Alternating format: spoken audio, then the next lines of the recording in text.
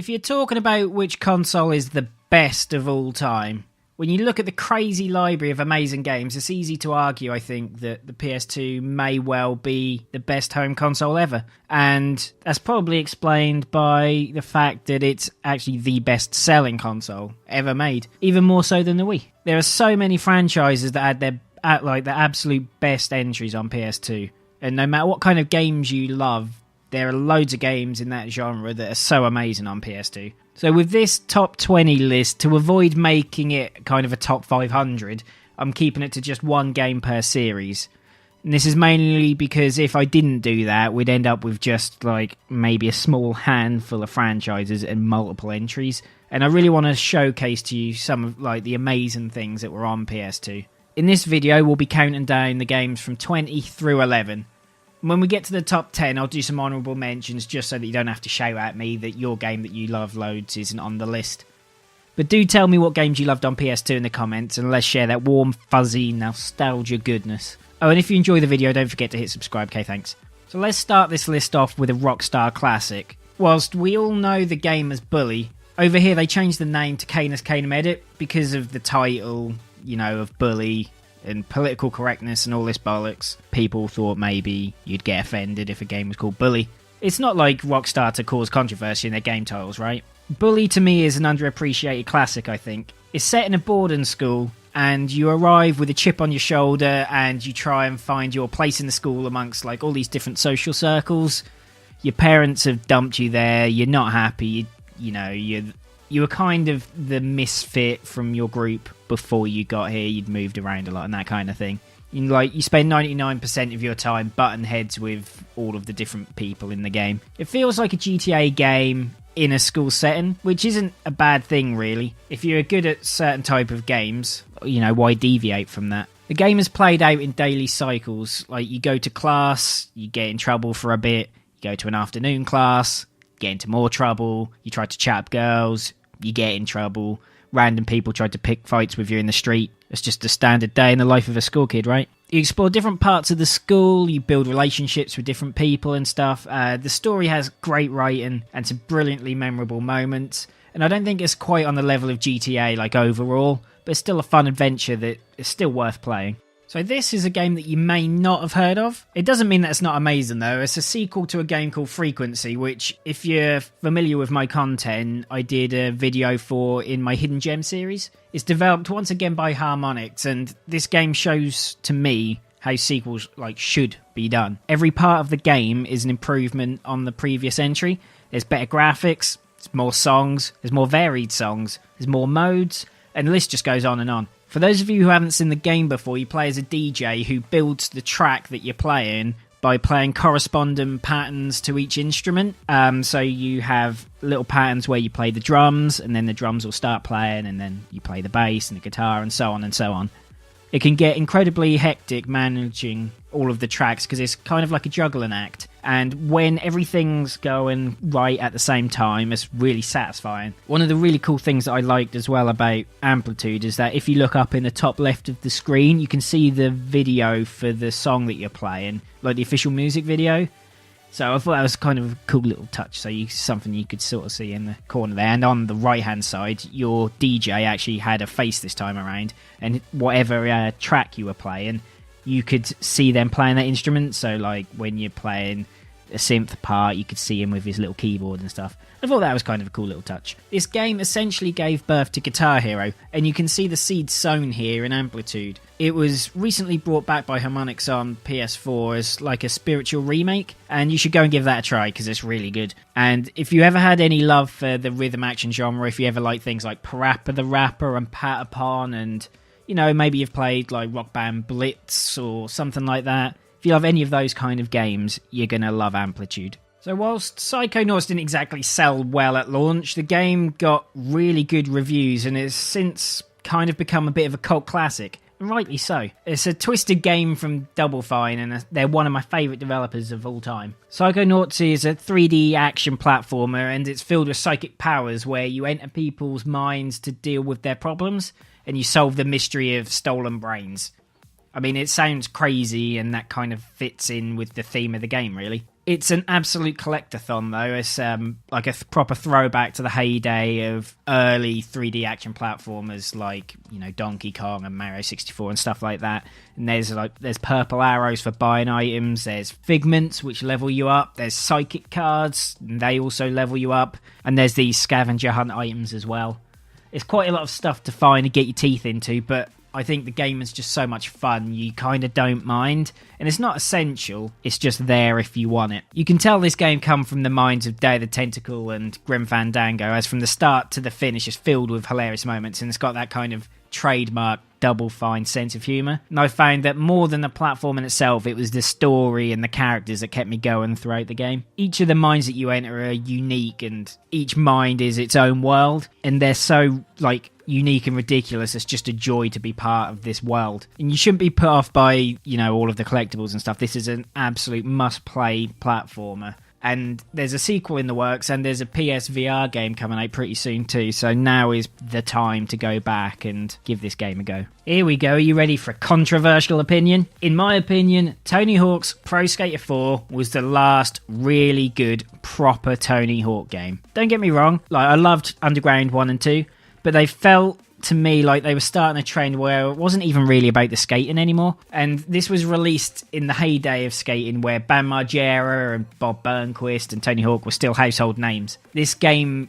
took everything to a new level. Rather than having your traditional 2-minute time limit to do your level, and you have your challenges you have to go through, each area was its own small kind of open world. You could explore it at your own pace, and you could have fun just making your own lines and tricking off things and just running over NPCs, the kind of stuff you want to do in a skateboarding game. Each level was filled with different NPCs. There was real life skaters and random passerbys, and they would just give you challenges.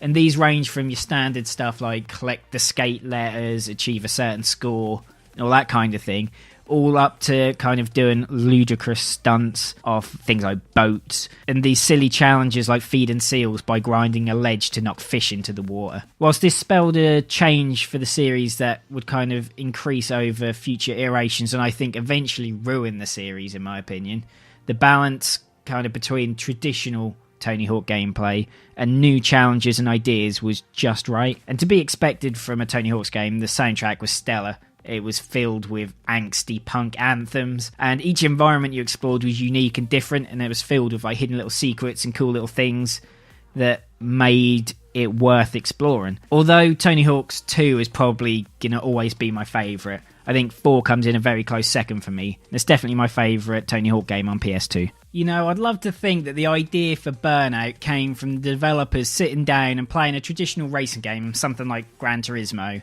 and thinking to themselves, yeah, this is great, but when they collide a little bit, why are they not doing barrel rolls and exploding into flames? It's that concept which builds the foundation for Burnout. It's an arcade racer in the absolute purest sense. Whilst there are so-called kind of traditional races, they play out at just such a consistent breakneck speed. It's always really tense and exhilarating, because even when you're doing 50, 60 miles an hour, the game makes it feel like you're doing 500.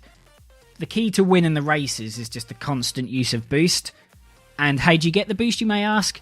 Well, you get it by battering the hell out of your opposition, by ramming your opponents, making them fly head first into oncoming traffic, driving on the wrong side of the road. All these things fill up your boost meter to help you maintain your constant top speed, and then you win the race.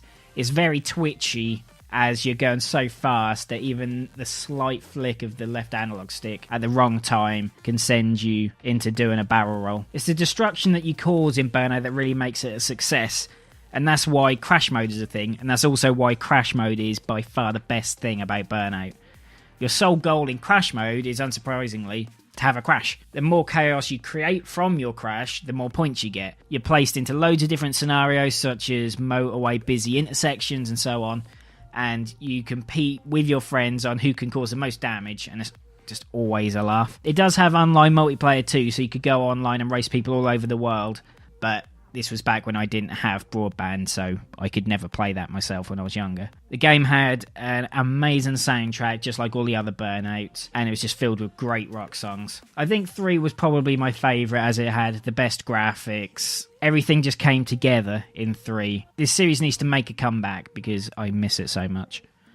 So Resident Evil 4 has the somewhat dubious honour of being one of only 2 games I've ever found scary, the other of which will be in a list no doubt at some point, but you can guess for now. Which is odd really, because this isn't strictly a horror game, it's more of an atmospheric action game as I'd describe it. Resident Evil 4 was a departure from the previous entries in the series, and it took advantage of the extra power of the PS2 to give players a world that was filled with life, and more specifically undead monsters that wanted to mash your face in. The protagonist Leon is tasked with rescuing the somewhat annoying president's daughter, who, to be honest, after having listened to her moan for about 10 hours, I kind of wish I left her where I found her. Resident Evil 4 featured QTEs which kept you on your toes through the intense encounters, and you never knew when they were coming, so you always had to be paying attention to the action. You also had some pretty brutal finishing moves to help show the zombies who's boss. Although I should point out they're not technically zombies, but that's what we all know them as. The game received critical acclaim when it was first released, and I think Resident Evil series dropped in quality pretty heavily after this was released, to be honest. The future entries took what was cool about this game, but left behind the horror elements and just moved towards straight action. And it was the blend of horror and action which made this so good. And you just have to look at the abomination that is Resident Evil 6 just to see how far the series had fell. Although in competition with Silent Hill 2, which I didn't play personally until much later on, this is arguably the best survival horror game on PS2. So you should go and play this and curb stomp a zombie chainsaw man on my behalf. In sticking to the one game per franchise rule, I think it's hard to decide which of these games deserves to be on the list. In all honesty, it could be any of them. They're all fantastic in their own right. I feel like Sly 2 is probably the best of all of them, just because it made some significant advancements in comparison to the first game, and the jump between Sly 2 and Sly 3 was smaller. For anyone who isn't familiar with this series, first of all, shame on you. And secondly, Sly Cooper is a raccoon thief who goes around stealing treasures from bad guys and foiling plans for world domination with his 2 friends, Murray and Bentley. Any of you who knows me know that I'm awful at stealth games. I lack the patience for it. But Sly always got the balance right of not making it too hard and unforgiving, and if you got spotted, you could always just bash them and kind of get away with it. So in Sly 2, rather than following a linear pattern for levels like the first game did, the missions were based out of hub worlds that you could explore. Although they were hubs and not really fully open worlds, it felt more like you were part of an existing universe rather than being shipped from place to place, and I kind of loved that. Sly 2 also introduced the ability to play as the rest of your team. Bentley is stealthy and can hack computers, which leads to some twin-stick mini-games which are a lot of fun. Murray, as to be expected, is the brawler, and he gets involved in throwdowns with big groups of enemies, and you go around punching them all in the face. Also, a big addition was the pickpocketing. Stealing goodies from enemies led to currency, which could be used to upgrade your abilities and allow your heroes to use cool new moves. The game is a lot of fun, and it's a really good blend of 2 different genres. Anyone who has a vague interest in video games is likely fully aware that movie tie-in games are terrible 99% of the time. To this point, SpiderMan has always had a pretty spotty record at best when it comes to games. This all changed with this game. It's bloody awesome. It loosely follows the plot of the second film, but the open world recreation of New York is filled with side quests and things for you to do which weren't in the film. It also had an early example of random events where you'd be walking down the street and you see someone be mugged, so you need to go and take down the robber. Or you might see a little kid drop their balloon, so being Spider-Man, you climb up the wall and use your webs to bring back the balloon to the little child.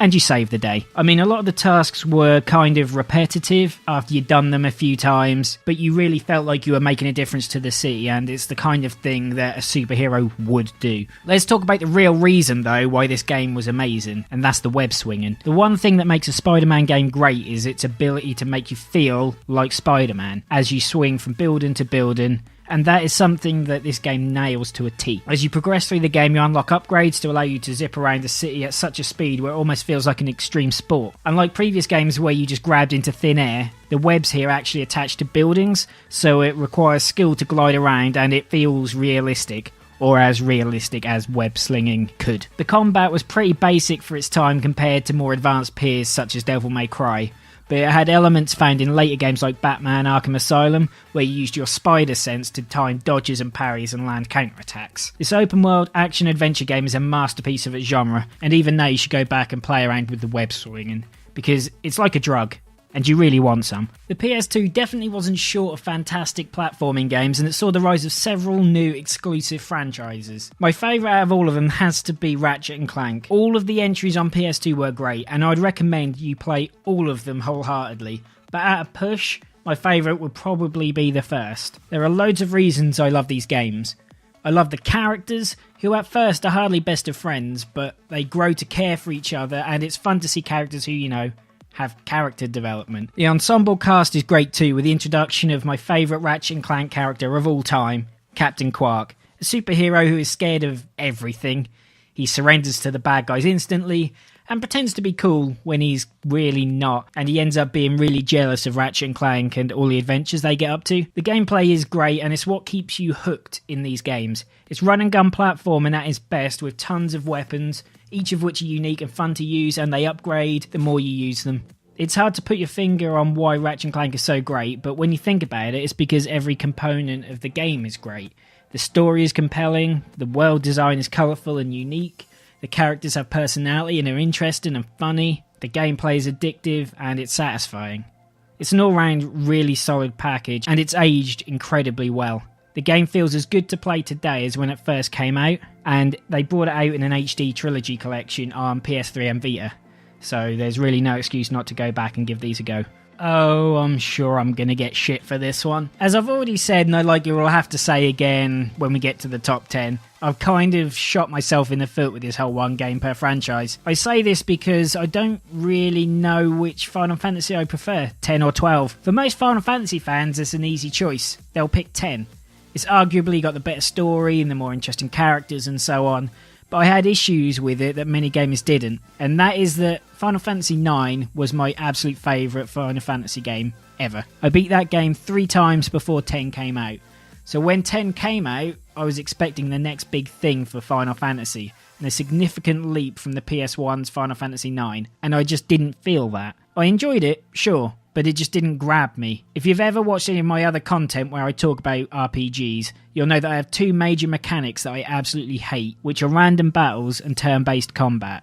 I concede that both of those mechanics are in 9, the game I just claimed was my favourite Final Fantasy game, and incidentally one of my favourite games ever made. And if I love the story of a game enough, I'll put up with those mechanics. When I booted up 12, however, and these mechanics were nowhere to be found, I couldn't be happier. I watched the opening cinematic and thought to myself, holy shit, here we go. And then, just a few minutes later, I found myself in a cellar punching rats. Because that's how all good RPGs start, right? The combat system felt new to me, and that's what I really wanted from a follow-up to 9. It was kind of a turn-based combat, and you could manage the actions of your party, and it was kind of real-time at the same time too.